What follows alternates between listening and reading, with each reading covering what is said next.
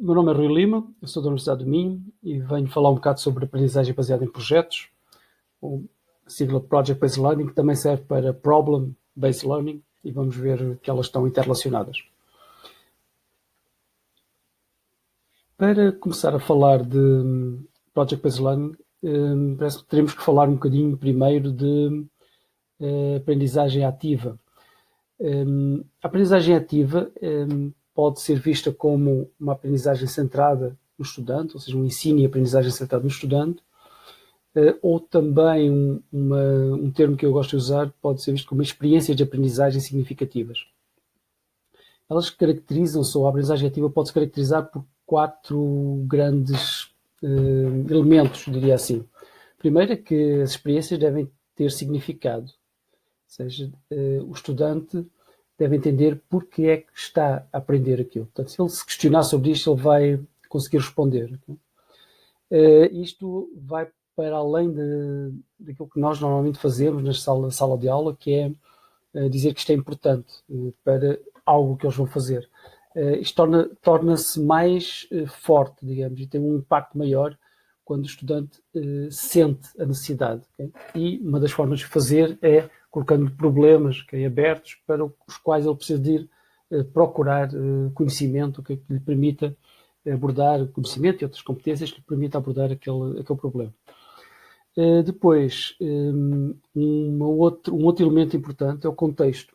Nós criarmos ambientes de aprendizagem que são adequados, digamos, aos resultados de aprendizagem que nós esperamos que os estudantes desenvolvam ou atinjam, e também alinhados com o conteúdo que nós estamos digamos, a passar naquele momento, e que, no fundo, ligue digamos, o significado ao envolvimento, que é o tema seguinte. No fundo, que ajude a criar este envolvimento, o engagement, que é um termo um pouco mais forte, talvez, do que apenas envolvimento.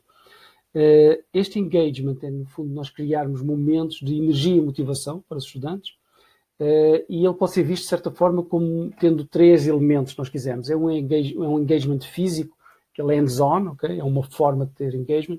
Outro é o engagement cognitivo, as pessoas estarem envolvidas com aquilo que estão a aprender, e outro será até o engagement emocional, as pessoas têm motivação, digamos, estão a apreciar, okay? E sentem alegria com o que estão a fazer. Finalmente, de uma certa forma, para fechar este ciclo destes elementos, nós podemos pensar no pensamento crítico. Okay? Os estudantes devem ser capazes de refletir sobre a sua própria aprendizagem, no fundo, fechando todos estes elementos, okay? Percebendo qual é o significado, porque é que aquele contexto foi usado e também como é que eles conseguiram envolver e se até seria possível envolver-se melhor ou não, ou como é que isso poderia acontecer.